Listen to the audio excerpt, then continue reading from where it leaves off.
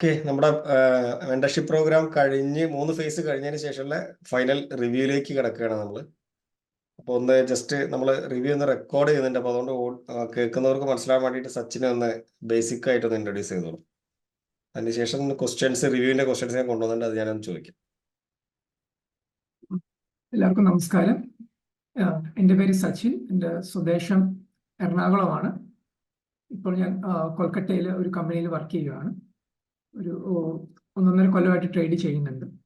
അപ്പോഴാണ് അനീഷ് സാറിന് മെമ്പർഷിപ്പ് പ്രോഗ്രാമിലേക്ക് വന്നത്. ഒരു 1.5 മാസത്തിൽ കൂടുതലായി അല്ലേ നമ്മള് പ്രോഗ്രാം? 1.5 വർഷത്തോളം. ഞാൻ 1 വർഷം ട്രേഡ് ചെയ്യുന്നുണ്ട്. 1.5 മാസമായിട്ട് നമ്മളിപ്പോൾ പ്രോഗ്രാം ചെയ്യും. അതെ, ഓക്കെ. അപ്പൊ റിവ്യൂവിന്റെ ക്വസ്റ്റനിലേക്ക് പോയാൽ, നമ്മളെ പ്രോഗ്രാമിലേക്ക് വരുന്നതിന് മുമ്പ് നമ്മൾ ഫസ്റ്റ് സബ്മിറ്റ് ചെയ്ത നമ്മുടെ കുറച്ച് ഇഷ്യൂസ് ഒക്കെ ഉണ്ട്. അത് എന്തൊക്കെയായിരുന്നു ആ ഇഷ്യൂസ് എന്നുള്ളത്, പ്രധാനപ്പെട്ട ഇഷ്യൂസ് 10-11 ഇഷ്യൂസ് നമ്മൾ സബ്മിറ്റ് ചെയ്തിരുന്നു. അതിൽ ഒരു പ്രധാനപ്പെട്ട 2-3 ഇഷ്യൂസ് ഒന്ന് അഡ്രസ് ചെയ്യാൻ പറ്റും? എനിക്ക് ട്രേഡ് പ്രോഫിറ്റ് ആയാലും ഞാൻ എർലി എക്സിറ്റ് ചെയ്യുമായിരുന്നു. ഇവിടെ സ്ട്രാറ്റജി കോൺഫിഡൻസ് ഇല്ലാത്തതുകൊണ്ട് നല്ല എൻ്റെ ഡയറക്ഷനിൽ പോകുന്ന ട്രേഡ് വരെ ഞാൻ എർലി എക്സിറ്റ് ചെയ്യുമായിരുന്നു. അത് കഴിഞ്ഞിട്ട് ബാക്കി ട്രേഡുകളിൽ ലോസും വരുമായിരുന്നു. അപ്പോൾ നെറ്റ് എനിക്ക് വളരെ തുച്ഛമായിട്ടുള്ള പ്രോഫിറ്റ് മാത്രമേ ഉണ്ടായിരുന്നു. അത് മാത്രമല്ല, പിന്നെ ട്രേഡിങ്ങിൽ ഇറങ്ങുമ്പോൾ വളരെ സ്ട്രെസ്ഫുള്ളും ആയിരുന്നു. വൈകിട്ട് ഞാൻ കൂടുതലും ക്രൂഡ് ഓയിലാണ് ട്രേഡ് ചെയ്തുകൊണ്ടിരുന്നത്.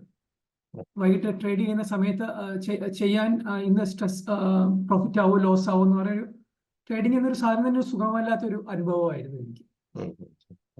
അതിൽ നിന്നൊക്കെ ഹെൽപ്പിന് വേണ്ടിയാണ് ഞാൻ അനീഷ് സാറിന്റെ മെന്റർഷിപ്പ് പ്രോഗ്രാമിലേക്ക് വന്നത്. അപ്പൊ ഞാൻ മെന്റർഷിപ്പ് നമ്മൾ കഴിയുന്ന സമയത്ത് ഒരു 1.5 മാസത്തിൽ കൂടുതൽ ആയി, 2 മാസത്തിനൊക്കെ അടുത്താവുന്നു. അപ്പൊ കഴിയുമ്പോൾ ആ കാര്യങ്ങളൊന്ന് അനലൈസ് ചെയ്താൽ നമ്മളൊരു എൻ്റെ ഓർമ്മയിൽ 11-12 കാര്യങ്ങൾ സെപ്പറേറ്റ് ഇഷ്യൂസ് സബ്മിറ്റ് ചെയ്തിരുന്നു. അപ്പൊ അതിന്റെ എല്ലാത്തിനെയും കൂടെ കൺസിഡർ ചെയ്താൽ ആ കാര്യങ്ങളൊക്കെ ഇപ്പൊ എത്രമാത്രം നമ്മൾ നിലനിൽക്കുന്നുണ്ട് എന്നുള്ളതിന്റെ അടിസ്ഥാനത്തിൽ ഒരു സ്കോറിംഗ് ഇടുകയാണെങ്കിൽ ഒരു 10 ഔട്ട് ഓഫ് എത്ര സ്കോറിംഗ് ഇടും? ഈ കാര്യങ്ങളൊക്കെ പരിഹരിക്കപ്പെട്ടു എന്ന് തോന്നുന്നുണ്ടോ? തീർച്ചയായും പരിഹരിക്കപ്പെട്ടിട്ടുണ്ട്. വളരെ റിവ്യൂ ആയിട്ട് ഒന്നും പറയുമല്ല, ശരിക്കും പരിഹരിക്കപ്പെട്ടിട്ടുണ്ട്. കാരണം ഞാനൊരു പുതിയ ട്രേഡർ ഒന്നും അല്ല. ഇപ്പം ഇടയ്ക്ക് കുറച്ച് നാളായിട്ട് ട്രേഡ് ചെയ്യുന്നതുകൊണ്ട് ഞാൻ ഈ അപ്സ് ആൻഡ് ഡൗൺസ് കുറെ കണ്ടിട്ടുണ്ട്. അതിൽ ഇപ്പോഴാണെങ്കിൽ ഈ പ്രോഗ്രാം കഴിഞ്ഞതോടെ എനിക്ക് ഞാൻ കൊടുത്ത പ്രോബ്ലംസ് എല്ലാം പൂർണ്ണമായിട്ടും മാറിയിട്ടുണ്ട്. അപ്പം സൈക്കോളജിക്കലി ഞാൻ ഈ പ്രശ്നങ്ങളെല്ലാം മാറിയിട്ടുണ്ട്. 10-ൽ എല്ലാത്തിനും 8 or 9 കൊടുക്കുന്നുണ്ട്.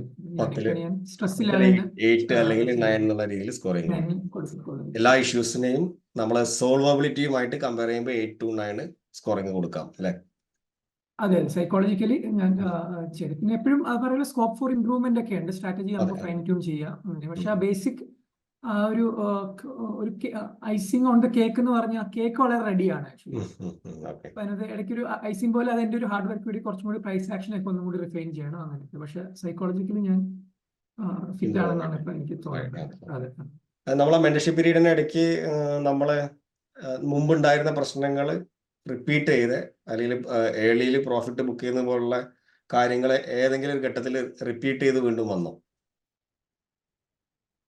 അത് അങ്ങനെ ഈ മേജർ ഡിസ്കസ് ചെയ്ത മേജർ പ്രശ്നം ഏർലി പ്രോഫിറ്റ് ബുക്കിംഗ് പോലുള്ള കാര്യങ്ങൾ, അത് നമ്മൾ അങ്ങനെ തെറ്റായിട്ട് പിന്നെ ചെയ്തോ മെന്റർഷിപ്പിനിടയിൽ? ഒരു പ്രാവശ്യം കണ്ട തോട്ട് വന്നായിരുന്നു. അപ്പം ചെയ്യാൻ സാറിന്റെ ലൈവ് റിവ്യൂ പിറ്റേ ദിവസം തലേദിവസത്തെ ട്രേഡിംഗ് റിവ്യൂ ഉള്ള സമയത്ത് അങ്ങനെ വരുമ്പം എങ്ങനെ ചിന്തിക്കണം എന്നൊക്കെ സാർ പറയുന്നുണ്ട്. പിന്നെ അങ്ങനെ ആ ഒരു തോട്ട് വന്ന് ഇപ്പൊ അതൊരു ഹാബിറ്റ് ആയതുകൊണ്ട് ഇപ്പൊ ചെയ്യുന്നില്ല. അത് അപ്പൊ തന്നെ അതിൽ മാറി നിൽക്കാൻ പറ്റി. അതെ, ആ ഒരു ഹാബിറ്റിലും മാറുന്നുണ്ട്. എല്ലാം ഒന്നും പെട്ടെന്നുള്ള മാറ്റമായിരുന്നില്ല, പതുക്കെ പതുക്കെ ഗ്രാജുവൽ ആയിട്ടുള്ള മാറ്റമായിരുന്നു. ഇപ്പൊ അതങ്ങ് ഇപ്പം മാറിയിട്ടുണ്ട്. അല്ല, ബേസിക്കലി നമ്മുടെ ശരിക്കും ബ്രെയിനിന്റെ ഒരു ന്യൂറൽ പാത്വേകൾ, നമ്മുടെ ഹാബിറ്റുകൾ ചേഞ്ച് ചെയ്യാൻ വേണ്ടത് 20 days എന്നുള്ളതാണ് ന്യൂറോ സയൻസ് കൺസിഡർ ചെയ്യുന്നത്. അപ്പൊ നമ്മളെ പ്രോഗ്രാം അതുകൊണ്ടാണ് അതിൻ്റെയൊക്കെ ഒരു ടോയ്സ് പീരീഡ് നമ്മൾ വെച്ചിട്ടുള്ളത്. അപ്പോൾ അത് നമുക്ക് ഗ്രാജുവലി മാറി എടുക്കാനുള്ള ഒരു ടൈമും കൂടെ കൺസിഡർ ചെയ്യുമ്പോൾ ഈ 20 days കഴിയുമ്പോൾ തന്നെ നമ്മൾ വലിയൊരു മാറ്റം നമ്മൾ വേണ്ട രീതിയിൽ എക്സിക്യൂട്ട് ചെയ്താൽ ഉണ്ടാവേണ്ടതാണ്. അതിൻ്റെയും കൂടെ ആ ഒരു രീതിയിലുള്ളൊരു ഡിസൈനിൻ്റെയും കൂടെ പ്രത്യേകത നമ്മൾ ഉണ്ടാക്കുന്ന എഫക്റ്റിന് കാരണമാണെന്ന് പറയാം. അപ്പോൾ പല ട്രേഡുകളുടെ ഒരു പോരായ്മ ശരിക്കും പറഞ്ഞ പോലെ ചിലപ്പോൾ ഒരൊറ്റ ദിവസത്തെ പ്രോഗ്രാമിൽ നമുക്ക് മാറ്റങ്ങൾ വരുത്താനും ഒക്കെ ഉള്ളൊരു ബുദ്ധിമുട്ട്, പിന്നെ അതിന്റെ ഫോളോ അപ്പിനുള്ള ലിമിറ്റേഷൻസ് ഒക്കെയാണ് സാധാരണ പ്രോഗ്രാമുകൾ ഫേസ് ചെയ്യാറ്. അപ്പൊ എന്തായാലും അത് പിന്നീട് ലൈവിൽ വന്നിട്ടില്ല എന്നുള്ളത് വളരെ നല്ല കാര്യം. ഓരോ ദിവസവും നമ്മൾ അതിൽ റിവ്യൂല് ഇരിക്കുന്നുണ്ട്. നമ്മൾ പിന്നെ നിങ്ങളുടെ സൈക്കോളജി ചേഞ്ച് ചെയ്യുന്നതിന്റെ ഒരു എബിലിറ്റി, ഈ മെന്ററുടെ ഒരു എബിലിറ്റി കൺസിഡർ ചെയ്താൽ എങ്ങനെയാണ് നിങ്ങൾ സ്കോർ എടുക്കുക? മെന്റർ എത്രമാത്രം നിങ്ങളുടെ സൈക്കോളജി ചേഞ്ച് ചെയ്യുന്നതിൽ സ്കിൽഡ് ആണ് എന്നുള്ള ആസ്പെക്ടിന് നിങ്ങൾ സ്കോറിംഗ് കൊടുക്കുകയാണെങ്കിൽ എത്ര സ്കോറിംഗ് കൊടുക്കും 10 ഔട്ട് ഓഫ്? അതിൽ ഞാൻ 9 കൊടുക്കും. ഓക്കെ. അതിന് റീസൺ എന്ന് പറഞ്ഞാൽ സാധാരണ ഇപ്പം നമ്മൾ ട്രേഡിംഗ് സൈക്കോളജി എന്ന് പറഞ്ഞൊരു കൗൺസിലറെ പോയി കാണുവാണെങ്കിൽ പിന്നെ എങ്ങനെ സൈക്കോളജി മാത്രമേ ഫോക്കസ് ചെയ്യത്തുള്ളൂ. ഇതിപ്പം അനിൽ സാർ സ്വയം ഒരു ട്രേഡറും കൂടിയാണ്. അപ്പം പുള്ളിക്ക് ട്രേഡറിന്റെ പ്രശ്നങ്ങളും സൈക്കോളജിയിൽ എങ്ങനെ സൈക്കോളജിയുടെ പ്രശ്നങ്ങളും ആ രണ്ടും കൂടി കമ്പൈൻ ചെയ്തുള്ള സൊല്യൂഷൻസ് വരാൻ പറ്റും. അതായത് ഇപ്പം എങ്ങനെ തിങ്ക് ചെയ്യണമെന്ന് പറയുകയും ചെയ്യും, പക്ഷെ പ്രൈസ് ആക്ഷൻ എന്ത് പ്രശ്നമുള്ളത് അപ്പൊ പ്രൈസ് ആക്ഷൻ വൈസ് ഹെൽപ്പ് ചെയ്യും. അപ്പൊ ആ രണ്ടും ഒരു ട്രേഡറും ഒരു സൈക്കോളജിസ്റ്റും ഒരുമിച്ചുള്ള ഒരു അഡ്വാൻറ്റേജ് അനിൽ സാറിനുണ്ട്. അതാണ് ഈ പ്രോഗ്രാമിന്റെ സക്സസ് ആക്ച്വലി. അല്ലെങ്കിൽ ഒരു ഡിസ്കണക്ട് വന്നേനെ ആ ട്രേഡിങ്ങിലെ ആ ഒരു ബാക്കി ബിസിനസ്സുകളെ കുറിച്ച് വെച്ച് നോക്കുമ്പോൾ ട്രേഡിംഗ് ഒരു ഡിഫറെന്റ് ആണെന്നുള്ളത് നമുക്കും അറിയാം. അപ്പൊ സാറിന് അത് നന്നായിട്ട് അറിയാവുന്നതുകൊണ്ട് ആ രീതിയിലുള്ള സൊല്യൂഷൻ ആണ് കൊടുക്കുന്നത്. അതുകൊണ്ടാണ് ഇത് വളരെ എഫക്റ്റീവ്. അല്ലെങ്കിൽ വേറൊരു കൗൺസിലർ അടുത്തോ സൈക്കോളജി അടുത്തോ പോവുകയാണെങ്കിൽ മെന്റലി നമുക്ക് എങ്ങനെയാണ് ചെയ്യുന്നതെന്നൊക്കെ മനസ്സിലാവായിരിക്കും. പക്ഷെ ഇത്രത്തോളം ആ ട്രേഡിംഗ് സ്പെസിഫിക്കറ്റ് ആയിട്ടുള്ള നമുക്ക് ടിപ്സ് ഒരിക്കലും കിട്ടത്തില്ല. ഇതിനു വേണ്ടി ഒരു ടൈലർ മെയ്ഡ് പ്രോഗ്രാം ആണ് ആക്ച്വലി, ട്രേഡിങ്ങിന് വേണ്ടിയാണ്. അതാണ് ഈ ഒരു uniqueness of this program. Okay, thank you. നമ്മൾ 3 ഫേസ് ആയിട്ടാണ് പ്രോഗ്രാം കണ്ടക്ട് ചെയ്തിട്ടുള്ളത്. അപ്പൊ അതിൽ ആ 3 ഫേസിനും ഡിഫറെന്റ് നേച്ചറാണ്. അതിന് 3നും അതിൻ്റെതായിട്ടുള്ള പ്രത്യേകത. അതിന് ഏതെങ്കിലും ഒരു ഫേസ് ജസ്റ്റ് ഒന്ന് സെലക്ട് ചെയ്യാൻ പറഞ്ഞാൽ സച്ചിനെ സംബന്ധിച്ച് ഏറ്റവും ഫലപ്രദമായ അല്ലെങ്കിൽ ഏറ്റവും സ്ട്രൈക്കിംഗ് ആയിട്ടുള്ള ഫേസ് ഏതായിരുന്നു? എനിക്ക് തീർച്ചയായും ആ ഫേസ് 1 ആയിരുന്നു. കാരണം അതിനകത്ത് നമ്മൾ ബാക്ക് ടെസ്റ്റിംഗ് എന്നൊരു നമ്മൾ നല്ല ഹാർഡ് വർക്ക് ചെയ്ത് കുറെ ഒരു 1-2 ആഴ്ച എടുത്ത് സ്ട്രാറ്റജി ബാക്ക് ടെസ്റ്റ് ചെയ്ത് അതിന്റെ വിൻ റേഷ്യോ കണ്ടുപിടിച്ചു.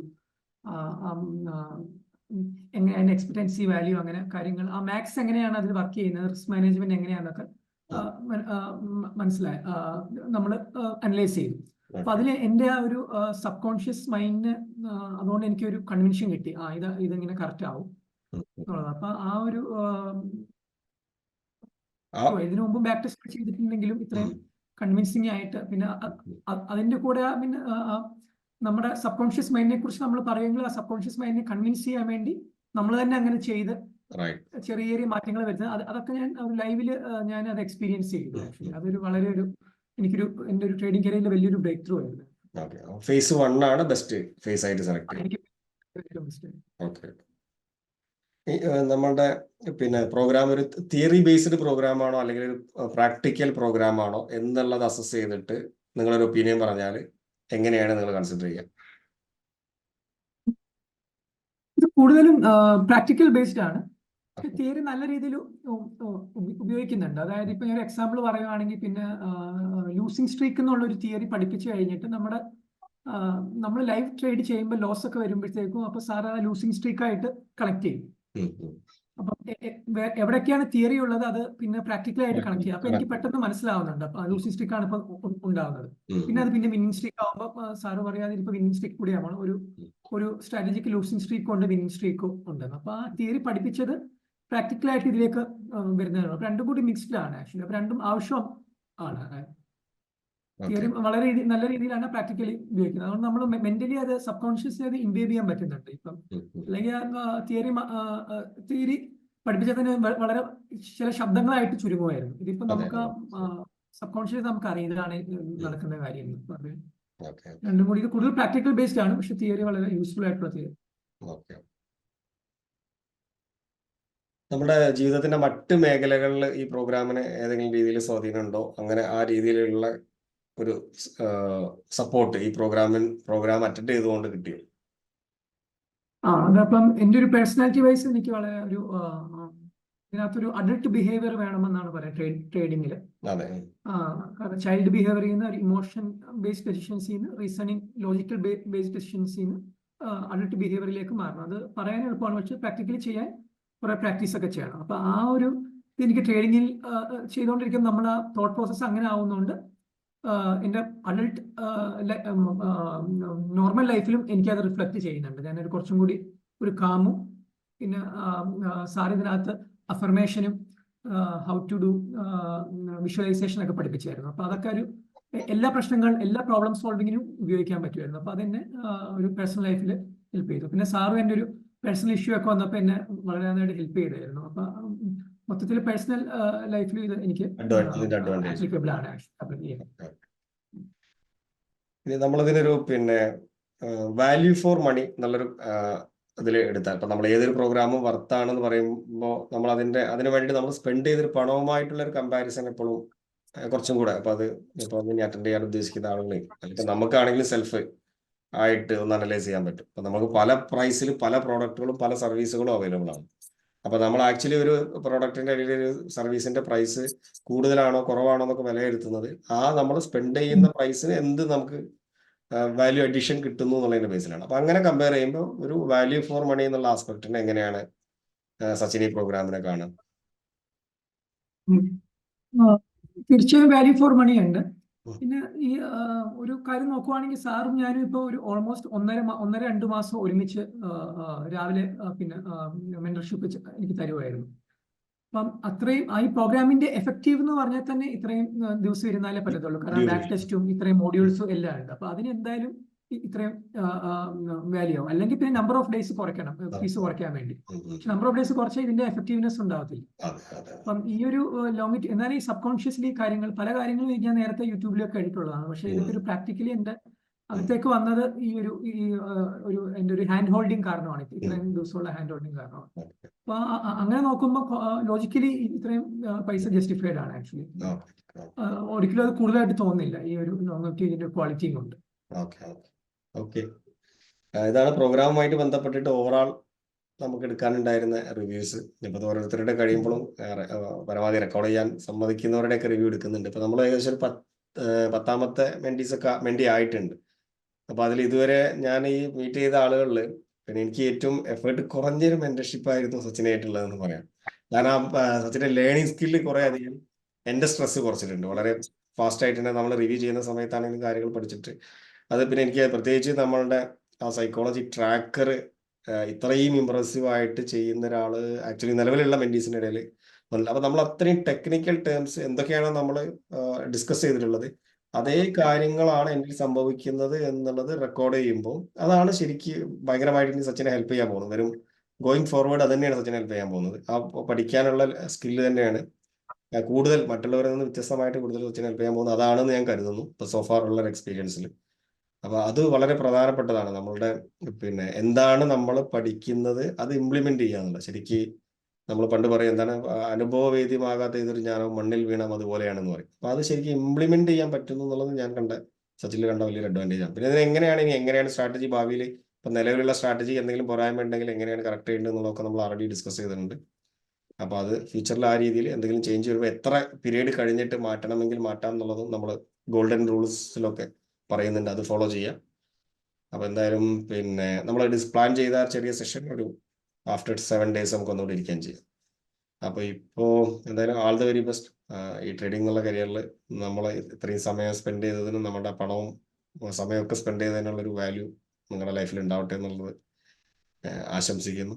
നമുക്ക് അടുത്ത നെക്സ്റ്റ് പ്രോഗ്രാമിൽ ജസ്റ്റ് 1 day പ്രോഗ്രാമിൽ മീറ്റ് ചെയ്യാം. ഓക്കെ, അപ്പൊ ശരി, ഇപ്പൊ ഞാൻ വൈൻഡപ്പ് ചെയ്യുന്നു.